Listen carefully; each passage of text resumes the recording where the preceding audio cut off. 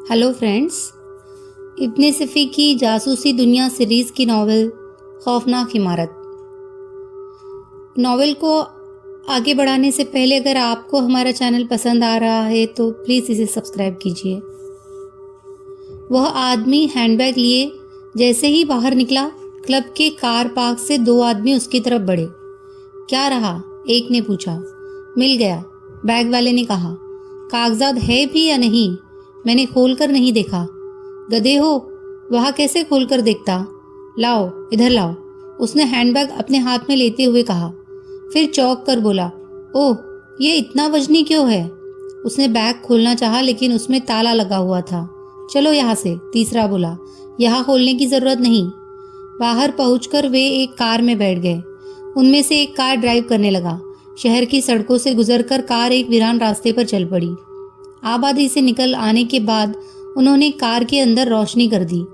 उनमें से एक, जो काफी उम्र दराज और अपने दोनों साथियों से ज्यादा ताकतवर मालूम होता था, एक पतले से तार की मदद से हैंडबैग का ताला खोलने लगा। जैसे ही हैंडबैग का फ्लैप उठाया गया, पिछली सीट पर बैठे हुए दोनों आदमी एकदम उछल पड़े। कोई चीज बैग से उछलकर ड्राइवर की खोपड़ी से टकराई और कार सड़क के किनारे के एक दरख्त से टकराते हुए बची। रफ्तार ज्यादा तेज नहीं थी, वरना कार के टकरा जाने में कोई कमी नहीं रह गई थी। तीन बड़े बड़े मेंढक कार में उछल रहे थे। बूढ़े आदमी के मुंह से एक मोटी सी गाली निकली और दूसरा हंसने लगा। शट अप, बूढ़ा गले के पूरे जोर से चीखा। तुम गधे हो, तुम्हारी बदौलत। जनाब, मैं क्या करता? मैं उससे भाग कैसे खोल सकता था? इसका भी तो ख्याल था कि कहीं पुलिस न लगी हो। बकवास बंद करो, मैं पहले ही इत्मीनान कर चुका था। वहां पुलिस का कोई आदमी नहीं था। क्या तुम मुझे मामूली आदमी समझते हो? अब इस लौंडे की मौत आ गई है। अरे तुम गाड़ी रोक दो। कार रुक गई। बूढ़ा थोड़ी देर तक सोचता रहा, फिर बोला, क्लब में उसके साथ कौन कौन था? एक खूबसूरत सी औरत, दोनों शराब पी रहे थे। गलत है, इमरान शराब नहीं पीता। पी रहा था जनाब।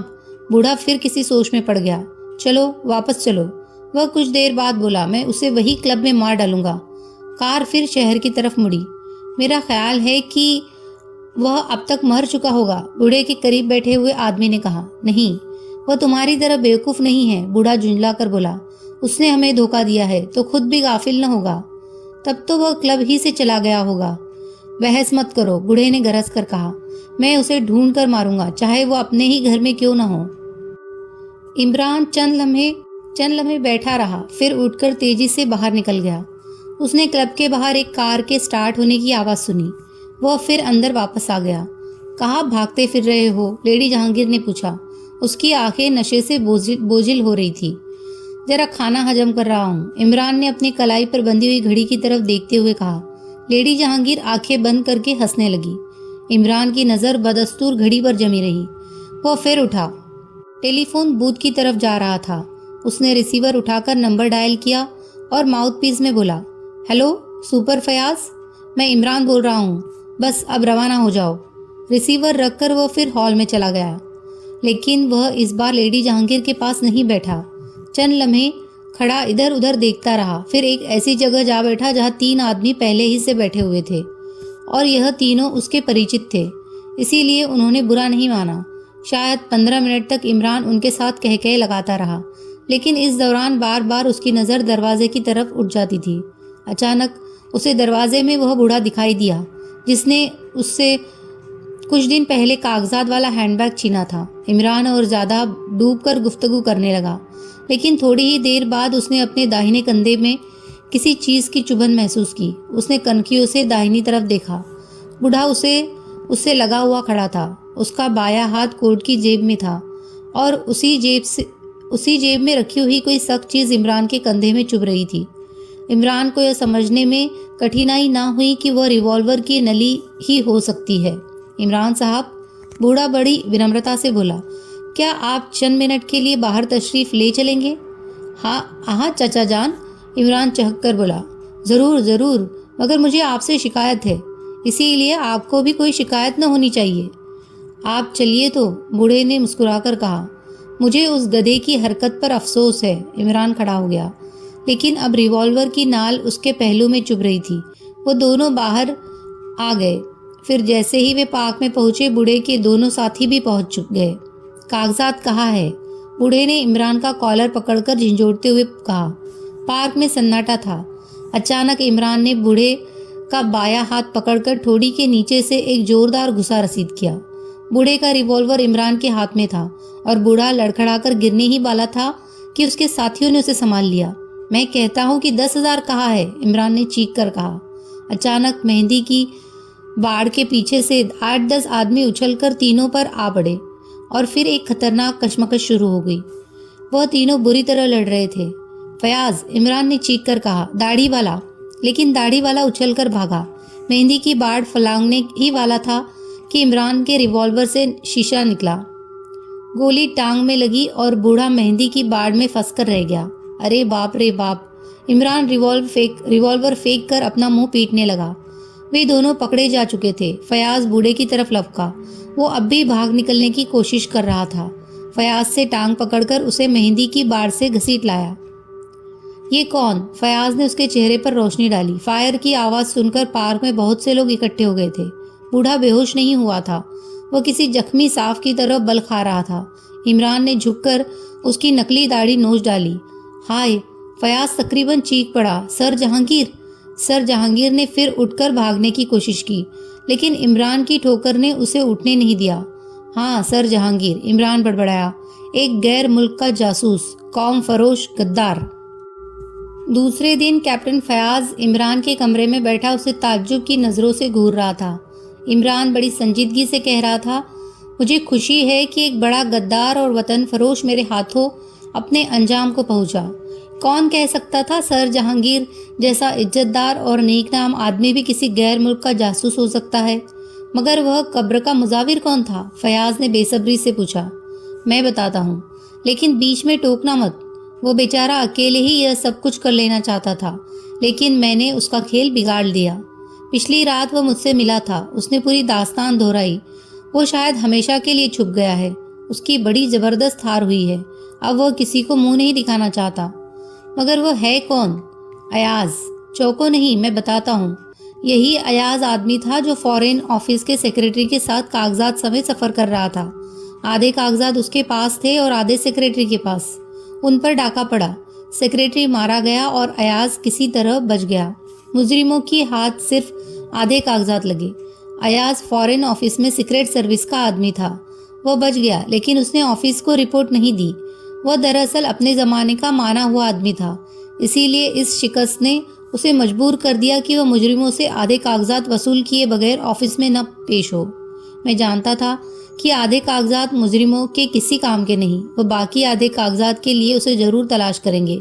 कुछ दिनों के बाद उसने मुजरिमों का पता लगा लिया, लेकिन उनके सरगना का सुराग न मिल सका। दरअसल सरगना ही को पकड़ना चाहता था।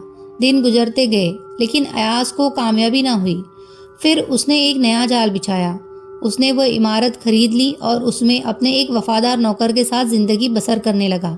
उस दौरान उसने अपनी स्कीम को अमली जामा पहनाने के लिए एक कब्र बनाई और वह सारा मैकेनिज्म तरतीब दिया। अचानक उसी जमाने में उसका नौकर बीमार होकर मर गया। अयाज को एक दूसरी तरकीब सूझ गई। उसने नौकर पर मेकअप करके उसे दफन कर दिया और उसके भेष में रहने लगा। इस कार्रवाई से पहले उसने वह इमारत कानूनी तौर पर जज साहब के नाम कर दी और सिर्फ एक कमरा रहने दिया। उसके बाद ही उसने इस इमारत की तरह मुजरिमों का ध्यान खींचना शुरू कर दिया। कुछ ऐसे तरीके अपनाए कि मुजरिमों को यकीन हो गया कि मरने वाला सीक्रेट सर्विस ही का आदमी था और बाकी कागजात उसी इमारत में कहीं छुपा कर रखा गया है। अभी हाल ही में उन लोगों की पहुंच उस कमरे तक हुई जहां हमने लाशें पाई। दीवार वाले खुफिया खाने में सचमुच कागजात थे। उसका इशारा भी उन्हें अयाज की तरफ से ही मिला था। जैसे ही कोई आदमी खाने वाली दीवार के नजदीक पहुंचता था, अयाज कब्र के पत्थर के नीचे से डरावनी आवाज निकालने लगता था और दीवार के करीब पहुंचा हुआ आदमी सहम कर दीवार से चिपक जाता। उधर अयाज कब्र के अंदर से मैकेनिज्म को हरकत में लाता और दीवार से 3 छुरियां निकलकर उसकी कमर में धंस जाती। यह सब उसने सिर्फ सरगना को पकड़ने के लिए किया था, लेकिन सरगना मेरे हाथ लगा। अब अयाज शायद जिंदगी भर अपने बारे में किसी को बता न सके। अरे कैप्टन फयाज, मैंने उससे वादा किया है कि उसका नाम केस के दौरान कहीं ना आने पाए, समझे? और तुम्हें मेरे वादे का ख्याल करना पड़ेगा। तुम अपनी रिपोर्ट इस तरह बनाओगे कि इसमें कहीं एक आंख वाली महबूबा भी ना आने पाए। वो तो ठीक है, फयाज जल्दी से बोला। वो 10,000 रुपये कहा है जो तुमने सर जहांगीर से वसूल किए। हाँ ठीक है, इमरान अपनी आंखें फिराकर बोला। आधा आधा बांट ले। क्यों? बकवास है, उसे मैं सरकारी तहवील में दे दूंगा, फयाज ने कहा। हरगिज नहीं। इमरान ने झपट कर चमड़े का वो हैंडबैग मेज से उठा लिया जो उसे पिछली रात से जहांगीर के एक आदमी से मिला था। फयाज ने उससे हैंडबैग छीन लिया और फिर उसे खोलने लगा। खबरदार, होशियार, इमरान ने चौकीदार की तरह हाक लगाई। लेकिन फयाज हैंडबैग खोल चुका था और फिर उसने अरे बाप कहकर छलांग लगाई तो एक सोफे पर जाकर पना ली। हैंडबैग से एक सियाह रंग का सांप निकलकर फर्श पर रेंग रहा था। अरे खुदा तुझे गारत करे, इमरान के बच्चे कमीने। फयाज सोफे पर खड़ा होकर दहाड़ा। साफ फन काटकर सोफे की तरह लपका। फयाज ने चीख मारकर दूसरी कुर्सी पर छलांग लगाई। कुर्सी पलट गई और वह मुंह के बल फर्श पर गिरा। इस बार अगर इमरान ने फुर्ती से अपने जूते की एड़ी सांप के सर पर ना रख दी होती तो उसने फयाज को डस ही लिया होता। सांप का बाकी जिस्म इमरान की पिंडली से लटक गया और उसे महसूस होने लगा जैसे पिंडली की हड्डी टूट जाएगी। ऊपर से फयाज उस पर जूतों और चप्पलों की बारिश कर रहा था। बड़ी मुश्किल से उसने दोनों से अपना पीछा छुड़ाया। तुम बिल्कुल पागल हो, दीवाने, वहशी, फयाज हाफता हुआ बोला। मैं क्या करूं जानेमन, अब तुम इसे सरकारी तहसील में दे दो। अगर कहीं मैं रात को जरा सा भी चूक गया होता तो उसने मुझे अल्लाह मियाँ की तहवील में पहुंचा दिया होता। क्या सर जहांगीर ने? हाँ, हम दोनों में मेंढकों और सांपों का तबादला हुआ था, इमरान ने कहा और अपने खास अंदाज में च्युइंगम चबाने लगा। उसके चेहरे पर फिर वही पुरानी हिमाकत दिखाई देने लगी।